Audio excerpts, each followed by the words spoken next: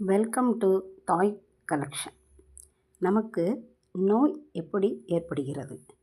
Doctors மற்றும் ஆராய்ச்சியாளர்கள் என்னென்ன வியாதிகள் இந்த காரணங்களால் உண்டாகின்றன என்று வரையறுத்து உறுதி செய்திருக்கிறார்கள். உடம்பிற்கு வேண்டிய சத்துக்கள் கிடைக்காததால் சில நோய்கள் உண்டாகிறது. விஷ உணவு உடம்பில் செல்வதால் சில நோய்கள் உண்டாகிறது.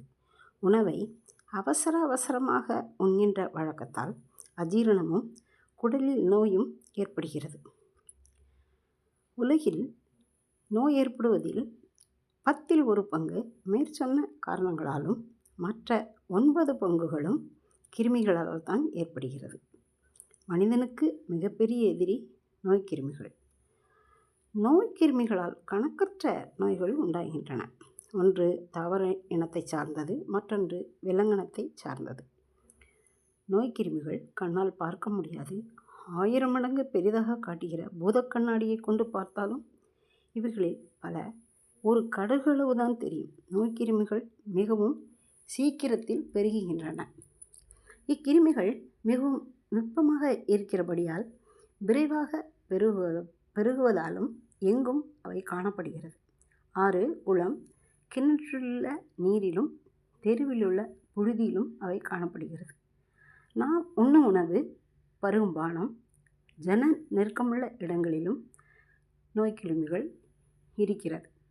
இன்றைய விஞ்ஞான உலகத்தில் பல வகையான ரசாயன பொருட்களை உட்கொண்டு நோய்க்கு நிரந்தரமாக தம் உடலை வாடகைக்கு விட்டு வாழ்ந்து கொண்டிருக்கும் பலரையும் நாம் பார்க்கிறோம். நாம் அனைவரும் ஏதாவது ஒரு நோய்க்கு ஆளாயிருக்கிறோம். எவ்வாறெனில், தவறான உணவு பழக்கம், தவறான வாழ்க்கை முறை, உடலில் கழிவுகளின் தேக்கம், இரத்த வெப்ப காற்று ஓட்டங்களில் உண்டாகும் தடைகள், எதிர்மறையான சிந்தனைகள் போன்றவை நோய் வர காரணங்களாகும்.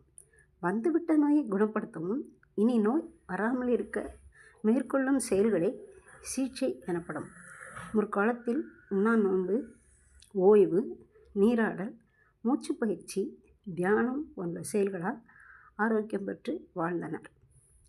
உடல் உள்ளுறுப்புகள் சரிவர இயங்க எளிமையான பயிற்சிகள், மனம் அமைதியாக இருக்க எளிய தவமுறைகள், எல்லோருடனும் சுமூகமாக வாழ அனுசரித்து செல்ல அன்பான அணுகுமுறைகள், இவற்றுடன் உணவில் எச்சரிக்கை ஆகியவை ஆரோக்கியத்தின் திறவுகோலாகும்.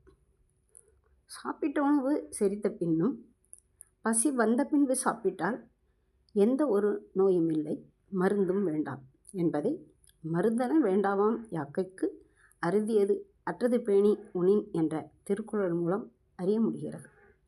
யோகாசனங்கள், கிரியைகள், பிராணாயாமம், பந்தங்கள், முத்திரைகள் மற்றும் அக்குப்ரெஷர் போன்ற பயிற்சிகளால் மருந்தில்லாமலே நோய்களை குணப்படுத்த முடியும்.